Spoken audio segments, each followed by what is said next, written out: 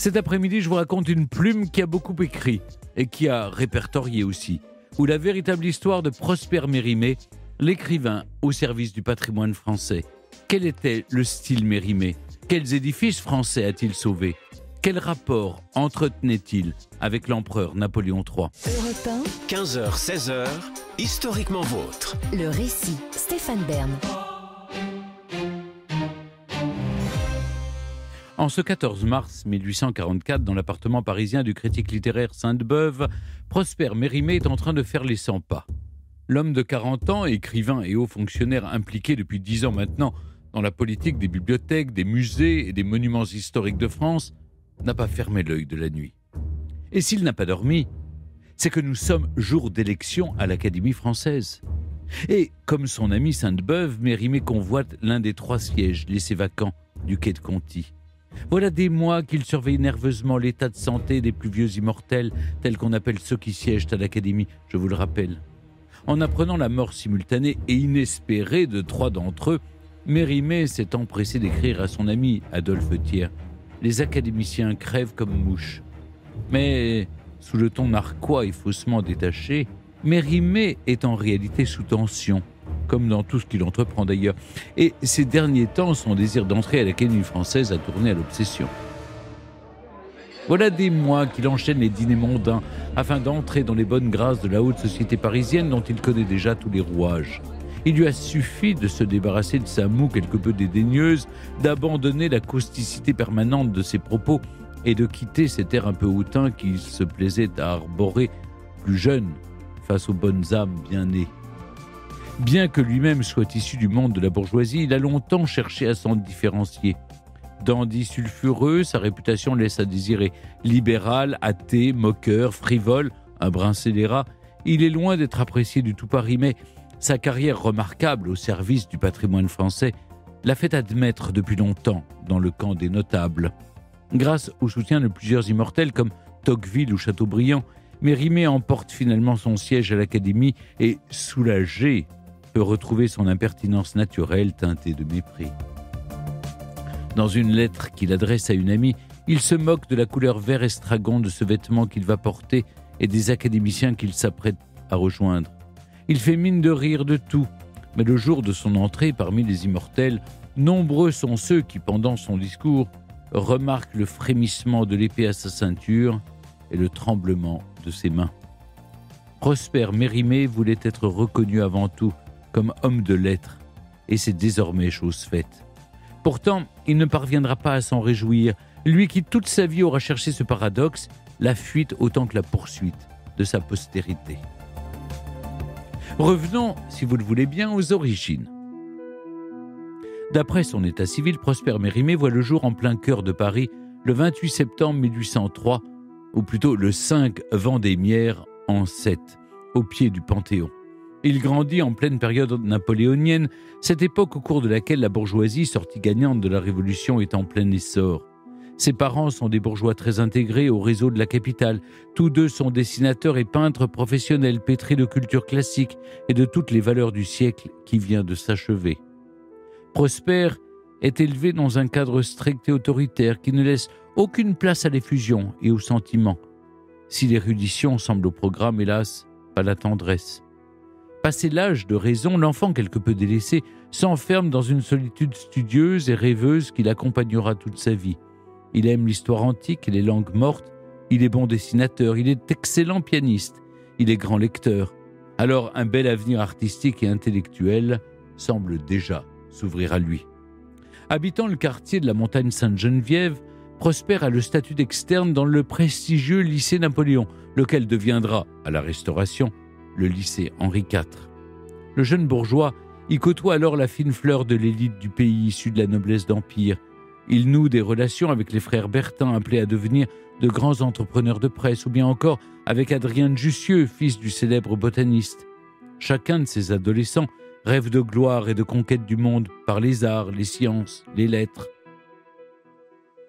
Le talent et l'orgueil de toute une génération née de la Révolution française est en train de s'ouvrir au monde européen. À partir des années 1820, alors que la Restauration s'installe, le courant naissant est le romantisme. Mérimée a 17 ans et comme tant d'autres, il est tenté par l'aventure. En parallèle de ses études de droit, il se perfectionne en anglais, en russe et en arabe et côtoie un salon littéraire où il rencontrera quelques-uns de ceux qui ont, comme lui, écrit leur nom dans l'histoire. Sainte-Beuve, Viollet-le-Duc ou un certain Henri Bell, bientôt appelé à devenir Stendhal. Tous les âges se mêlent lors de ces réunions hebdomadaires entre peintres, architectes, artistes, hommes politiques de demain. Ensemble, ils posent les bases de ce qu'ils nomment le romantisme réaliste, un courant contestataire et libéral opposé au conservatisme d'un Chateaubriand, comme à l'emphase d'un Lamartine. Chaque lundi, Mérimée monte les escaliers jusqu'au dernier étage du numéro 1 de la rue Chabanais, près du Palais Royal. Le salon compte une table ronde, un grand canapé rouge et des fenêtres donnant sur les toits, toujours ouvertes pour chasser la fumée des cigares. On parle de politique autant que de poésie. On débat de Shakespeare ou de Lord Byron. La rencontre se finit bien souvent par la lecture à haute voix des écrits de chacun. Remarqué et encouragé par ses amis, Mérimée commence à publier ses premiers textes dans des revues. Il fait aussi un peu parler de lui par le biais de pièces de théâtre sous pseudonyme. Le jeune homme aime ce genre de canular, tout comme il semble apprécier la mystification. Le Figaro le décrit alors comme, je cite, « jeune dandy parisien cultivant l'ambiguïté ». Le 25 février 1830, Mérimée est présent avec ses amis à la célèbre première d'Hernani, cette pièce qui propulse Victor Hugo et toute l'avant-garde romantique aux premières loges du paysage culturel français. Comme tant d'autres spectateurs, ce soir-là, Prosper est venu donner de la voix pour Hugo. Pourtant, il n'apprécie pas son écriture, qu'il juge trop lyrique, et il le fait savoir. Son propre style désinvolte et acerbe est très éloigné de celui de Hugo, qui lui retourne le compliment lorsqu'au détour d'un vers, le poète décrit en ces termes un paysage sans relief, plat comme Mérimée. Pourtant, qu'on l'aime ou non, un style Mérimée est bien né. Et contrairement à ce qu'il espérait à ses débuts, ce ne sont pas ses pièces de théâtre qui le font remarquer, mais ses nouvelles. Inspiré par la littérature fantastique alors en vogue, Mérimée tente pourtant de s'en affranchir au prix d'un décalage entre l'imaginaire et la froide réalité qu'il cultive en tant qu'athée. Ses écrits sont un mélange des genres, fait d'érudition, d'exotisme et d'une part de cruauté qui captive les lecteurs. Au début des années 1830, approchant les 30 ans, Mérimée enchaîne les publications dans la Revue de Paris. Matteo Falcone, Le vase étrusque, La double méprise et autant de souvenirs ou de rêveries ramenés de ses voyages en Espagne, en Russie ou en Afrique. Mais un événement historique l'éloigne pour la première fois du monde de l'écriture. Voilà en effet quelques mois que le roi Louis-Philippe a pris les rênes d'une monarchie libérale où la bourgeoisie parisienne s'est installée en force. Dans la foulée de l'établissement du nouveau régime, tous les amis de Mérimée se placent les uns après les autres et c'est donc avec facilité que l'écrivain entre dans la haute administration. Après un passage à la marine et au commerce, dont il ne connaît rien, il prend cette fois un poste qui lui sied à merveille. Prosper Mérimée devient à 31 ans inspecteur général des monuments historiques. Nous sommes en 1834, date à partir de laquelle il commence à sillonner la France. Une France que l'écrivain parisien connaît mal et qu'il s'apprête à découvrir avec tous ses trésors cachés. Inspecteur général des monuments historiques. Ainsi, Mérimée pense avoir déniché le poste rêvé car, convenant fort à sa paresse et à son goût pour le voyage, comme le confie ce grand épistolier dans une lettre à un ami. Au fil des années, l'écrivain, tout en continuant à publier ses textes, quoique à un rythme moins soutenu, se mue peu à peu en haut fonctionnaire. Ses ouvrages et ses lectures s'orientent dorénavant vers le domaine scientifique et archéologique, et le soi-disant paresseux se transforme en bourreau de travail, à une époque où la notion de patrimoine est aussi balbutiante que révolutionnaire. Son premier tour, en 1834 donc, est le plus long de sa carrière. À Vienne, Mérimée participe à des fouilles dans un ancien couvent où il est le témoin de la découverte d'une Vénus accroupie, trésor de l'Antiquité encore visible au Louvre. Au travers de telles découvertes, on devine les sources vives qui lui inspireront des nouvelles comme la Vénus d'Île, publiée dans les premières années de sa carrière d'inspecteur général. Car malgré ses déplacements, Mérimée se refuse de tourner le dos à l'écriture. En 1840 et 1845, il publie deux autres chefs-d'œuvre, Colomba, inspiré par une mission de terrain en Corse, et surtout Carmen, née d'un voyage privé en Espagne, cruelle histoire de jalousie meurtrière, parue dans la Revue des Deux Mondes et immortalisée 30 ans plus tard grâce à l'opéra de Bizet.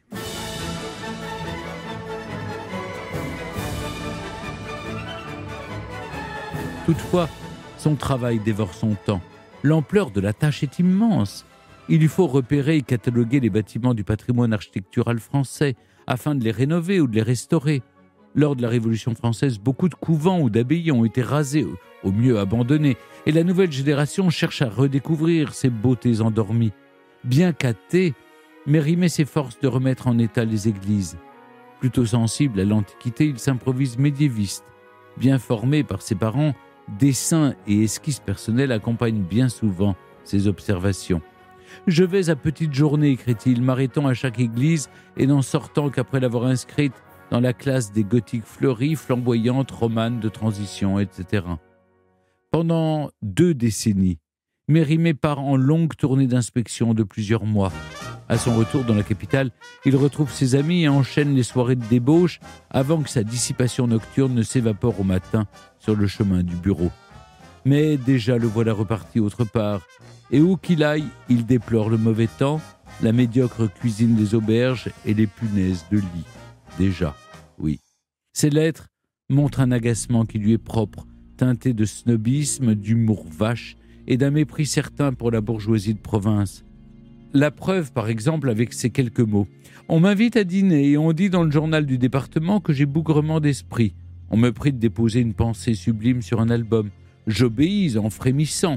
Le soir, on me reconduit à mon hôtel en cérémonie, ce qui m'empêche d'aller au vice. Je rentre excédé et je broche des notes, des dessins, des lettres officielles. Je voudrais que mes envieux me vissent alors. » Craignant les négligences ou méconnaissances des artisans locaux, Prosper Mérimée n'hésite pas à les épauler dans leur travail.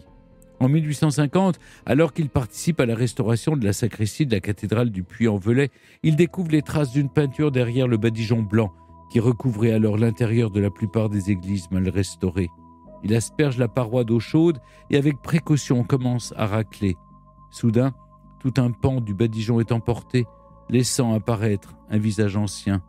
C'est la tête d'une femme d'une rare beauté qui, selon Mérimée, n'a nullement l'air d'une sainte. Galvanisé par cette apparition digne de l'une de ses nouvelles, Mérimée reprend le travail. Les heures passent et c'est une fresque entière qui se dévoile. Il s'agit d'une représentation des arts libéraux qui décoraient autrefois le mur de cette chapelle à l'époque où elle servait de bibliothèque. Grâce à Mérimée, une œuvre majeure de l'art français de la fin du Moyen-Âge est revenue à la lumière du jour.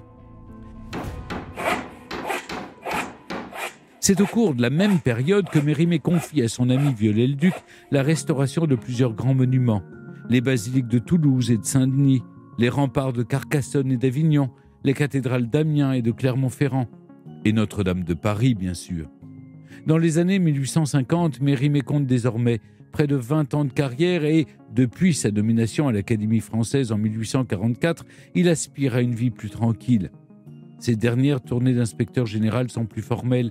Il conserve malgré tout son poste jusqu'en 1860 et demeure membre à vie de la commission des monuments historiques.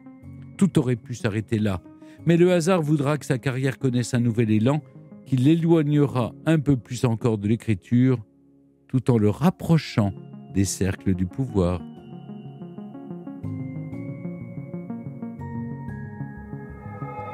L'avènement du Second Empire en 1852 est sa chance, ou peut-être sa malchance, car Mérimée est un intime de la famille espagnole de l'impératrice Eugénie qu'il connaît depuis son plus jeune âge.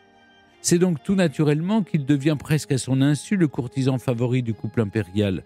Invité d'honneur de toutes les réceptions, Mérimée est un familier du palais des Tuileries ou du château de Compiègne, et les autres convives se sentent bien souvent délaissés par le couple impérial quand cet hôte de marque est assis à leur table. Le Second Empire est à peine âgé d'1 an que déjà Mérimée est nommé sénateur par décret. En 1853, immortel du quai de Conti depuis bientôt 10 ans, le voilà nommé à vie au palais du Luxembourg. Cette place, il ne l'a pas convoitée pourtant, lui qui ne se rendra que très rarement au Sénat. Plus les faveurs et les honneurs pleuvent sur lui, et plus Mérimée cultive son ressentiment. Il n'aime guère l'ambiance de cour, cette partition improvisée de sa vie qu'il n'a pas très envie de jouer. Il s'en veut de céder au costume d'amuseur public qu'on lui demande de porter et qui va de pair avec son habit de sénateur aux broderies dorées. Mérimée se plie à trop de bouffonneries qui le lassent. Il s'efforce de trouver des jeux pour la cour, met au point des dictées pour égayer les soirées du couple impérial, ou écrit de petites pièces de théâtre dans lesquelles il tient le premier rôle, à contre-cœur. Toute cette frivolité de l'Empire a fini de consumer son énergie créatrice. Il a certes gagné en érudition, mais il a perdu en imagination. Il rédige bien quelques ouvrages pour l'Académie française, mais avec bien souvent l'impression de perdre son temps. C'est avec peine qu'il trouve l'énergie de gratter encore quelques nouvelles, publiées sans bruit dans le flot d'une production littéraire que Mérimée feint d'ignorer. Devenu un fervent défenseur du régime impérial, il passe à côté des grands chefs-d'œuvre de son temps. Les romans hugoliens de l'exil ou les textes controversés de Flaubert ou de Baudelaire, très mal reçus par la bourgeoisie conservatrice. Ce camp dans lequel Mérimée a subrepticement glissé. Oui, avec l'âge, marqué par une forme de désillusion peut-être, il est désormais plus soucieux du maintien de l'ordre que des libertés défendues autrefois avec véhémence. Par ailleurs, le célibataire endurci de naguère est devenu un vieux garçon. Le moral n'est pas au beau fixe.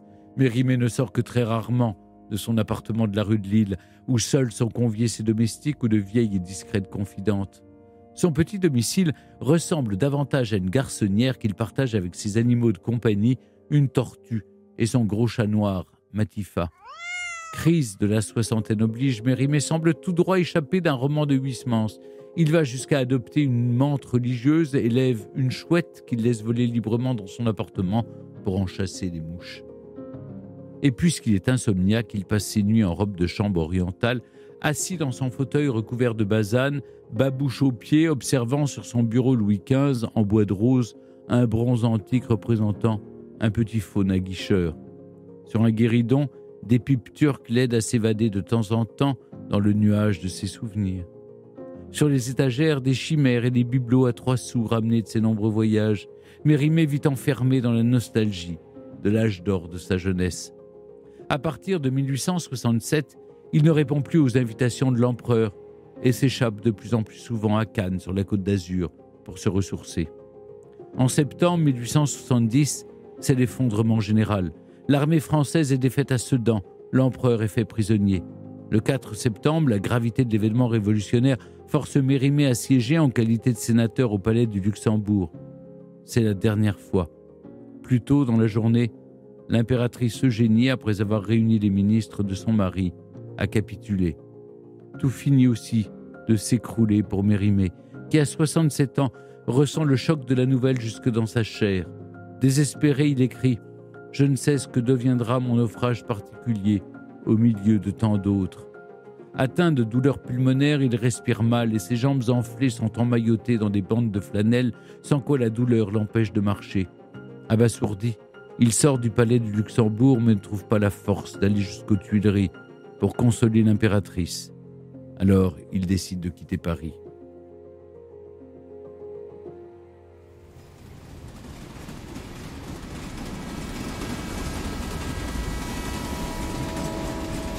C'est totalement perdu, en robe de chambre et pantoufles, qu'il descend du train à Cannes. Son docteur venu le chercher l'aperçoit errant, presque perdu dans le hall de la gare. Il décrit un vieillard ravagé, les yeux pleins de larmes, et qu'il peine à soutenir. Prosper Mérimée, fou de chagrin, s'écroule dans les bras du médecin et prononce cette phrase « La France meurt, je veux mourir avec elle ». Mais n'y voyez pas là une simple formule d'écrivain.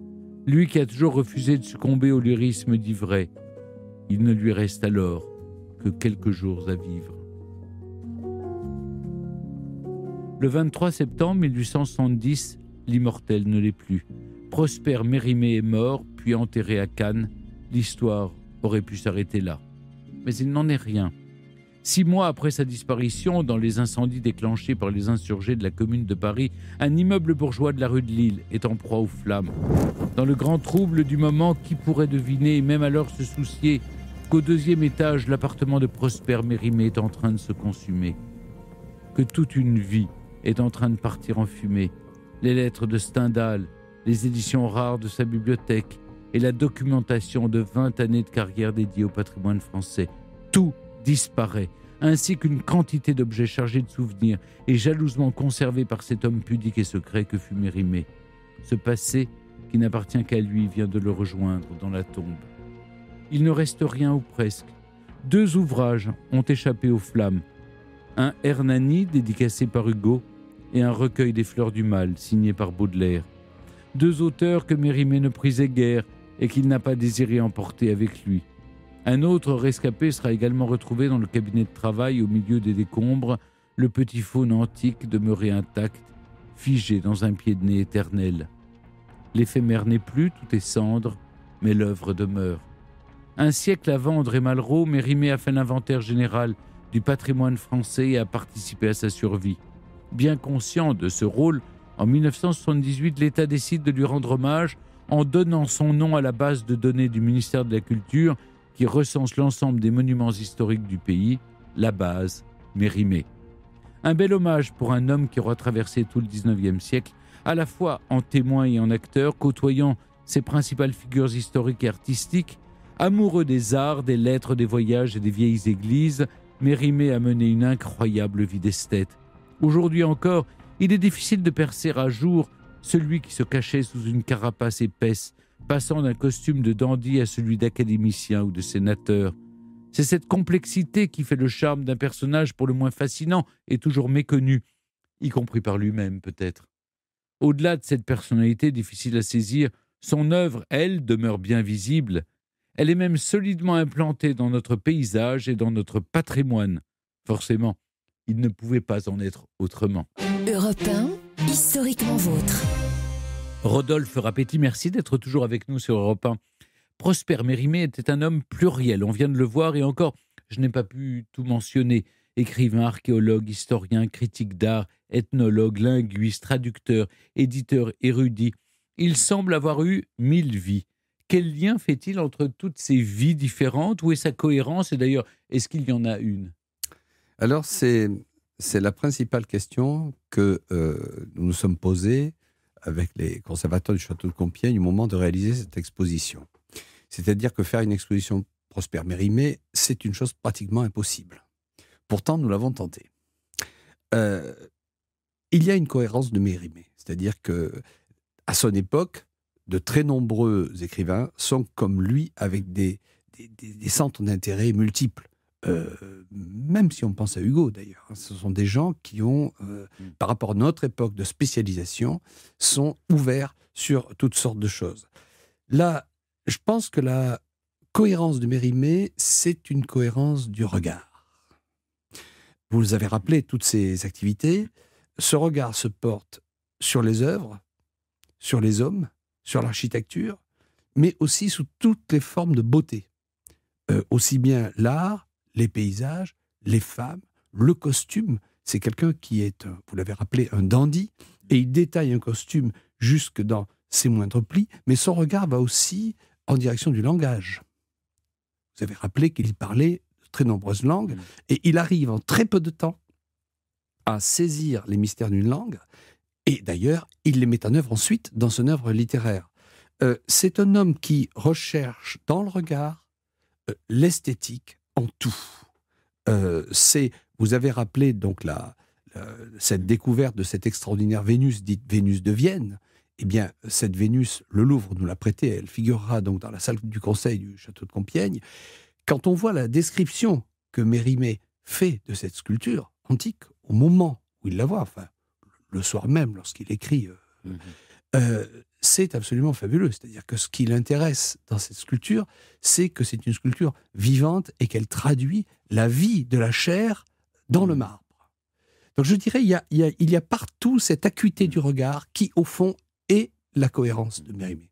Rodolphe Rapetti, vous assurez le commissariat d'exposition Prosper Mérimée, présenté à partir de demain, 15 décembre, au château de Compiègne. Et le lieu n'a évidemment pas été choisi au hasard. Prosper Mérimée avait, j'allais dire, son rond de serviette au château de Compiègne. Quel souvenir laisse-t-il? J'ai souvenir d'avoir visité l'appartement de Mérimée au 2e étage du château pendant les ce qu'on appelait les séries de Compiègne, c'est-à-dire les invitations de l'empereur Napoléon III et de l'impératrice Eugénie.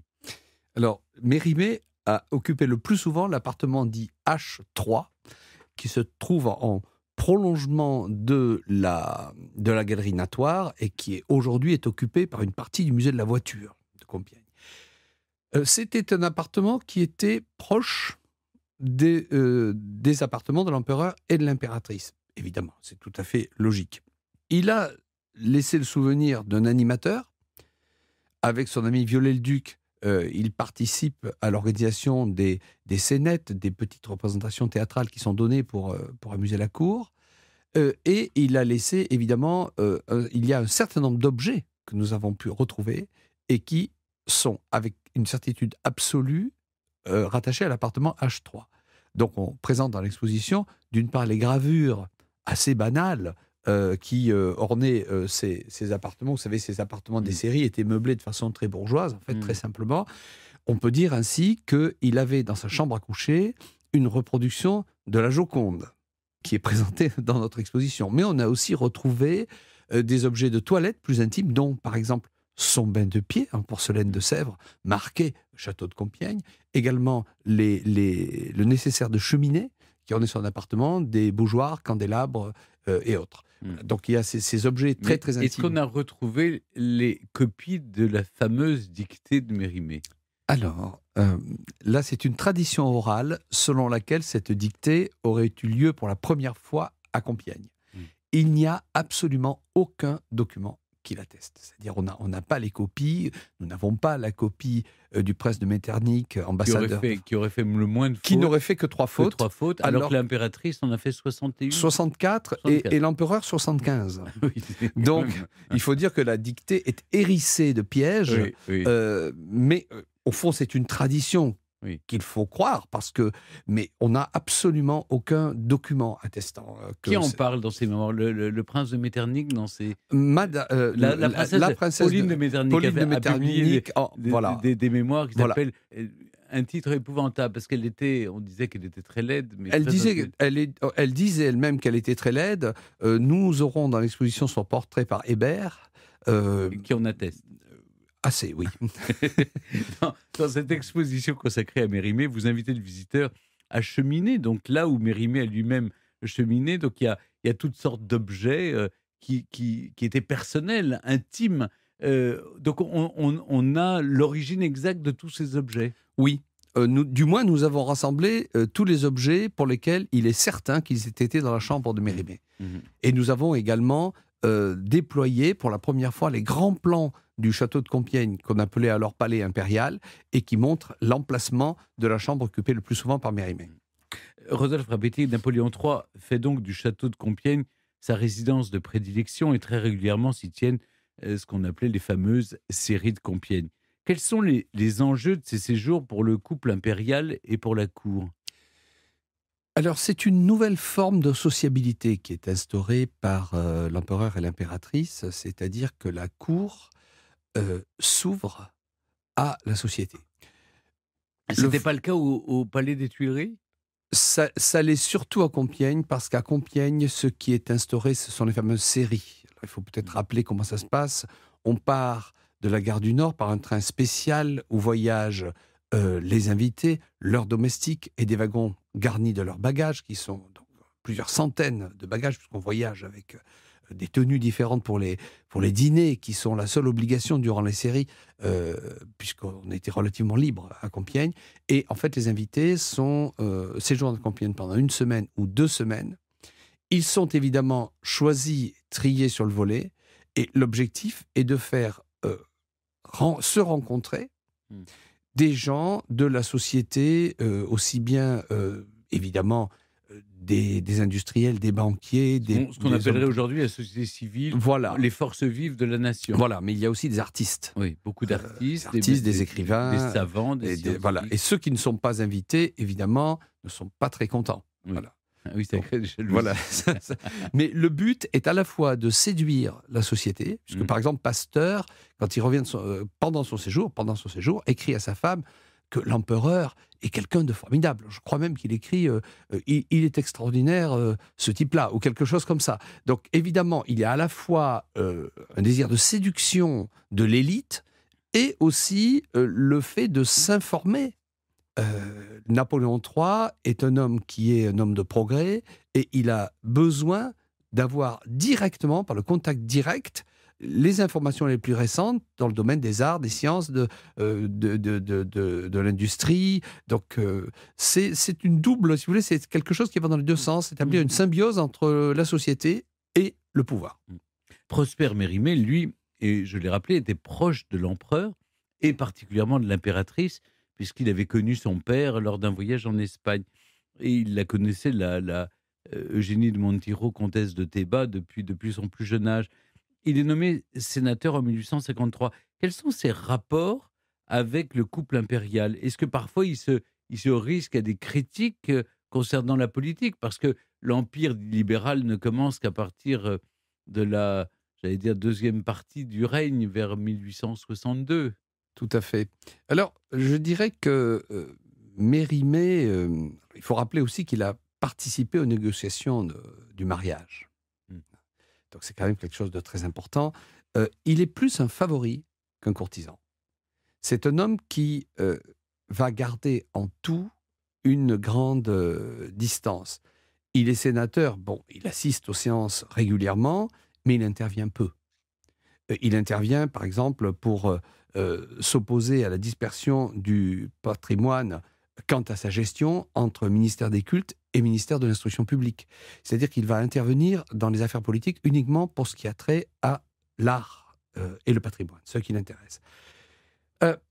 Il va refuser de nombreuses promotions, comme par exemple lorsqu'on lui propose de devenir secrétaire particulier de l'empereur.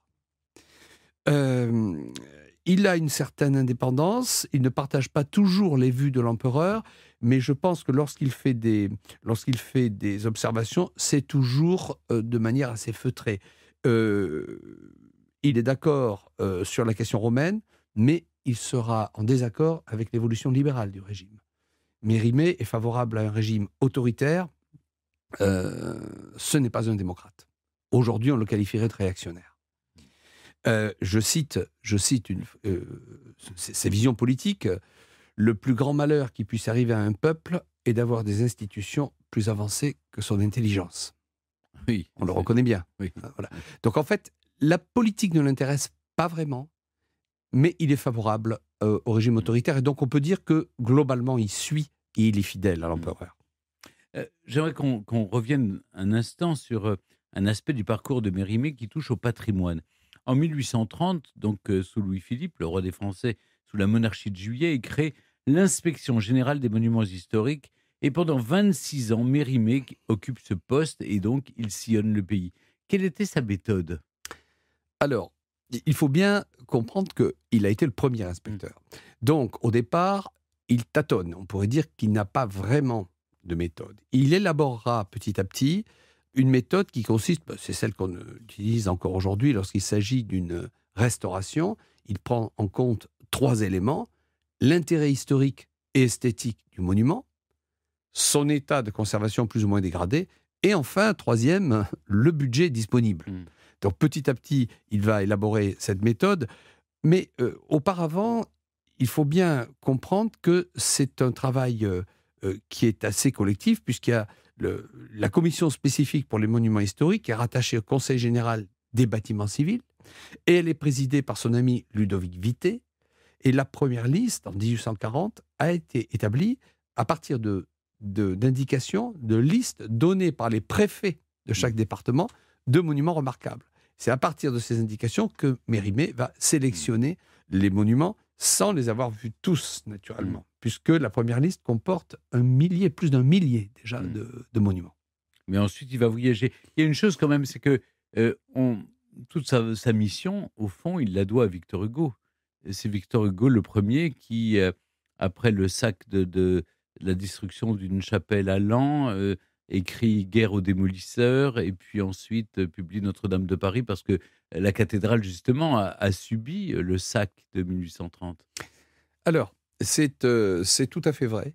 C'est-à-dire que l'intérêt de Mérimée pour ces monuments du Moyen-Âge, qu'on avait quand même méprisés jusque-là, il faut rappeler que certains de ces monuments étaient vendus au prix de la pierre. Bien sûr. Et jusqu'à cette époque, on peut aussi le préciser, on détruisait ou on construisait par-dessus. Bien sûr. C'est-à-dire que c'était ça le progrès. Bien et sûr. c'est qu'à partir de ce moment-là, où on se dit, tiens, on va conserver en l'état le monument tel qu'il nous est arrivé du passé. Tout à fait. Et c'est ce qui revient à Vitet et Mérimée, qui est absolument essentiel, c'est que, donc, pour la première fois sous Louis-Philippe, on va considérer que l'État est responsable de cette sauvegarde. Et c'est un grand pas intellectuel qui est franchi. Et Mérimée, quant à la restauration, il est partisan d'une intervention assez prudente. C'est-à-dire qu'il est, alors bien qu'il soit, dans certains cas, il favorise quasiment une reconstruction, voire, comme c'est le cas à Saint-Ouen-de-Rouen, termine le décor d'un édifice qui n'est pas terminé, mais dans ce cas-là, il préconise qu'on réalise plutôt des copies de sculptures médiévales que l'interprétation par des sculpteurs contemporains. À Compiègne, il y a un certain nombre de monuments, d'ailleurs, qui ont été inscrits par Mérimée sur la liste des monuments historiques nécessitant des travaux de restauration. Si on fait un rapide tour de France des principaux monuments sauvegardés grâce au travail de Mérimée, j'en ai cité quelques-uns, mais quels sont les plus célèbres ? Alors, c'est très... je vais forcément en oublier, mais si on pense par exemple à la liste de 1840 exclusivement, les arènes d'Arles et de Nîmes, la Maison Carrée, le Pont du Gard dans le Midi, la basilique de Vézelay, les Beffrois dans le Nord, avec Arras, Dunkerque, le château de Chambord, le mur païen du Mont-Saint-Odile en Alsace, le palais des Ducs de Lorraine, le pont Saint-Bénézé à Avignon, les vitraux de Chartres, etc., etc., etc. Et si l'on va plus loin, il faut parler, y compris d'objets, puisqu'il y a les choses que Mérimée a fait classer, mais par exemple, il s'intéresse à la Dame à la licorne, qui est aujourd'hui la tenture au musée de Cluny, qu'on a achetée à la fin du 19e siècle. Mais déjà, lui, il la voit à Boussac, dans les années 30. Il va également, vous avez rappelé le chœur de Notre-Dame, mais les fresques de Saint-Savin, dans le Poitou. Il faut aussi parler de ses échecs. Les fresques du Palais des Papes à Avignon, qui sont aujourd'hui attribuées à Matteo Giovannetti, mais qui étaient à l'époque attribuées à Giotto. Et Mérimée a échoué à soustraire le Palais des Papes au ministère de la Guerre, puisqu'à l'époque, c'était une garnison. Et donc les soldats, allègrement, ornaient de graffitis ces fresques, ou voire en emportaient des morceaux. Et Mérimée n'arrive pas à obtenir de la municipalité d'Avignon qu'elle consacre 200 francs à placer des vitres sur les ouvertures qui auraient préservé les fresques du vent et de la pluie. C'est jalonné de grosses difficultés. Aux férus de lecture qui nous écoutent, quelle œuvre de Mérimée vous conseilleriez-vous ? Évidemment, alors il y a les classiques, Colomba et puis Carmen, mais c'est sûr. Carmen que je conseillerais. Ah oui. Oui, c'est Carmen, parce que je pense que dans Carmen, il y a tout Mérimée, et comme toutes les plus grandes œuvres, l'œuvre a dépassé son créateur. C'est-à-dire que Carmen a échappé à Mérimée à travers l'opéra, mais qui est l'opéra le plus joué au monde, il faut le rappeler. Donc Carmen, c'est non seulement une nouvelle qui est extraordinaire sur le plan littéraire, mais c'est en plus la création d'un mythe moderne. Un dernier mot, tout a brûlé chez lui, ou presque. Comment on sait tout ce qu'il a écrit sur les monuments historiques ? Il y a quelques livres, mais c'est des parts, en fait. Parce que c'était publié. D'accord. C'était publié, et en fait, ce qui manque, évidemment, c'est la correspondance. Puis, a brûlé également chez lui les œuvres de son père, le peintre Léonore Mérimée, qui est le grand mentor de ce personnage. Et nous le remettons à l'honneur dans l'exposition. Il subsiste très peu de tableaux, et nous montrons un tableau de Léonore Mérimée. Merci beaucoup, Rodolphe Rapetti, de nous avoir à vous. accompagné cet après-midi dans Historiquement Vôtre pour retracer la véritable histoire de Prosper Mérimée. Je rappelle que l'exposition que vous lui consacrez au château de Compiègne est présentée à partir de demain et jusqu'au 18 mars prochain. Et c'est un partenariat avec Europe 1. Historiquement Vôtre sur Europe 1 et en podcast sur europe1.fr.